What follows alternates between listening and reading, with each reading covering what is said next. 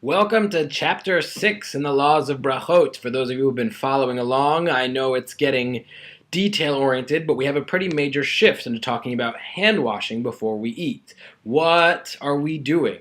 Now, there are a couple of technical things that will be helpful to know, and then I have a pretty serious question we need to be thinking about while we read this chapter.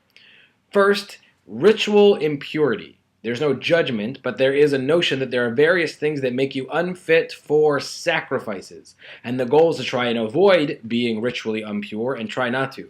And some of the rules have to do with bread or bread products that have been dipped in liquid.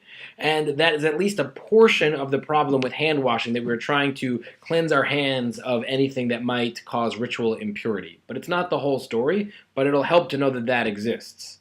Sodomite salt might sound very confusing, but there is a notion that some of the salt mixed amongst the salt of the world comes from that faithful destruction of Sodom and Gomorrah when Lot's wife turns around and is turned into salt.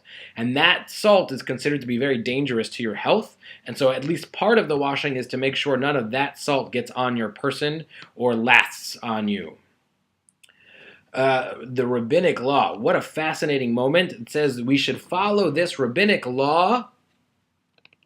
We should follow this rabbinic law of hand washing because the Torah says in Deuteronomy, you shall follow your leaders who come and do what they say. It's one verse in Deuteronomy which gives the rabbis seemingly unlimited power. To think about that as a proof text is very interesting.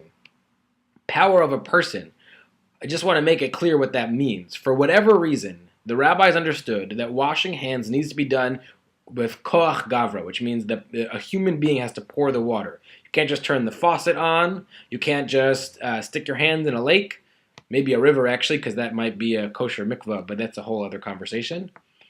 And a container. One of the things that's really interesting is it starts to figure out what a container or a vessel is, but the water should be stored somewhere, poured from one to the next. You've seen fancy washing cups.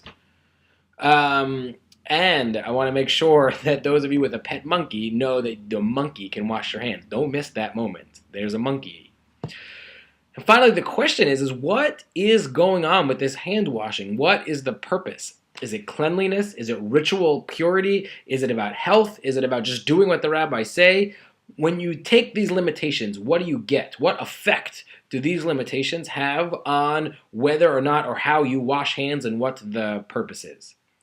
I hope you enjoy it. Good luck reading. I look forward to hearing any questions you might have. Have a great week.